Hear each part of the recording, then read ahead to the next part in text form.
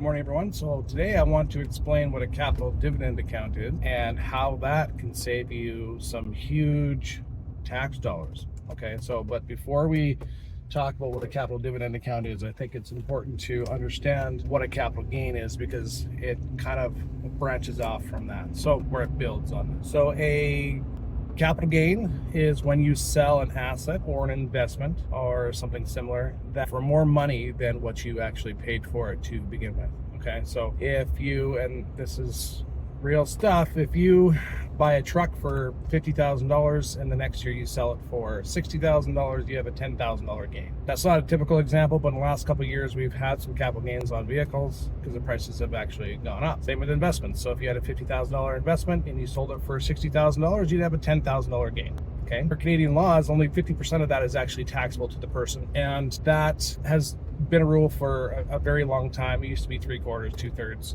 But for a very long time, it's been only 50% taxable. Okay, that means that $10,000 gain that you have, only half of that, or $5,000, is what's considered the taxable capital gain. Now, why is that important? So when we get into a corporation earning capital gains, the government has in place, because they want investments earned by people, not by corporations. So they have some rules for and some rules against getting that money out of the corporations and into the personal hands. And one of those rules is the CDA, the Capital Dividend Account. So that 50% of the capital gain that was realized by the corporation is now, it's non-taxable, just like it is in a person's hands, but it goes into an account called a Capital Dividend Account.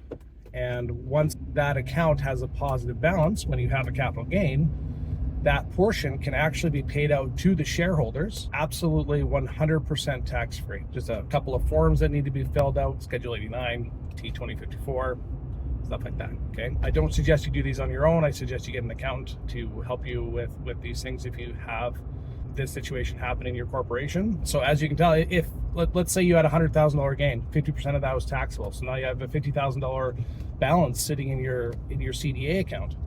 That can be paid out to the shareholders, $50,000, completely tax-free, zero tax. It doesn't even hit a form, okay? It doesn't hit anything. It just gets applied on the books and paid out, okay? Whether that's a credit to the shareholder account or whatnot, it gets paid out somehow. Now, if you normally draw, let's say $100,000 out of your company each year, now you can draw $100,000, but only 50 of that's going to be taxable as a dividend, let's say, and the other 50% would be a capital dividend, or come out of the capital dividend account. It would cost you $0 in taxes. So it saves a huge amount of money if you have that situation happen to you. Now, if you have losses in your corporation, capital losses in your corporation, then that will decrease the capital dividend account. And so it's important to make sure that you pay that capital dividend account out as soon as possible, just in case you have losses in the future.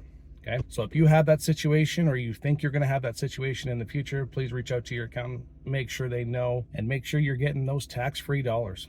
Hope that helps. Take care of yourself, take care of your family, take care of your friends, and be well.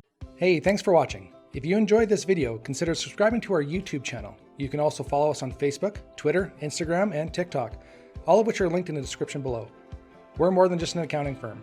We do business consulting and media creation for our small businesses. Consider checking us out. It would really mean a lot. Hope to see you soon.